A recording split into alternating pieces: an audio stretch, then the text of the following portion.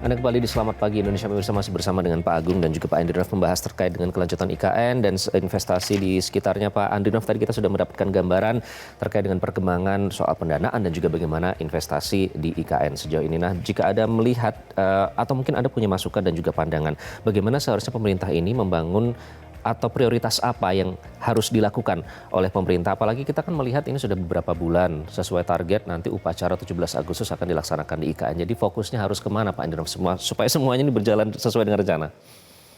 Ya, karena itu saya mohon maaf, saya ingin menyampaikan beyond dari apa yang dikemukakan oleh Pak Agung, ya. Karena saya ingin menyampaikan pesan ini untuk pemerintah dan OIKN sebagai lembaga, ya. Dalam hal ini memang sedikit saya agak beda pandangan dengan melihat perkembangan yang terjadi. Kalau saya menghimbau, menyarankan lebih baik fokus pada pembangunan kawasan inti pemerintahan dengan mengoptimalkan penggunaan dana negara, yaitu dari APBN plus dari BUMN. Nah, dari situ pun pasti untuk jangka menengah atau pendek pun ada peluang bagi investor dalam negeri atau pelaku-pelaku usaha nasional, karena pasti untuk kota itu butuh atau muncul peluang-peluang bisnis, tapi yang wajar, logis, terukur, daripada kita kejar ke sana kemari investor besar dari luar negeri.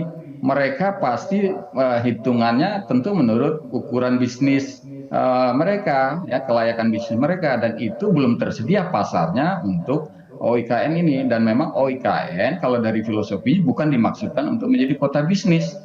Dia adalah kota pusat pemerintahan untuk menstimulasi daerah-daerah lain di Indonesia Timur dan Apa yang dikhawatirkan Kalimantan. Pak Andrinov jika itu menjadi kota bisnis, apa yang dikhawatirkan? Kota bisnis atau kota yang dipengaruhi oleh intervensi kepentingan swasta itu tidak menjadi kota publik, atau nilai kota publik itu berkurang.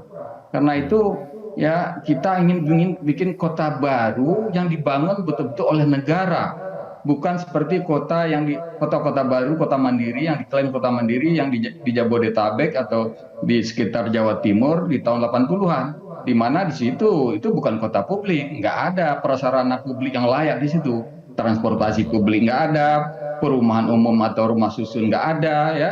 Nah, kita ingin membangun kota publik, ya, seperti supaya kita setara dengan negara-negara lain yang membangun kotanya adalah kota publik. Nah, untuk kota publik, ya, investor itu harus follower, mengikuti arah yang kita inginkan, bukan nanti malah memenuhi kriteria-kriteria dari investor yang bertentangan dengan tujuan kota publik. Ya, itu Baik, kita langsung konfirmasi ya, Pak. Nah, nggak ada investor yang tidak berbicara soal pengembalian modal, ROI, ROI. Ya, pasti Pak mereka Agung, itu. apakah Nah, kalau mereka sudah bicara itu, seperti yang mereka akan dikatakan bicara oleh Pak Andrinov pasarnya apa, tadi? tolong diciptakan. Mereka akan minta pemerintah untuk menciptakan pasar untuk mereka. Nah, ketika pemerintah harus menciptakan pasar, kita akhirnya bisa mengabaikan tujuan-tujuan publik yang lain.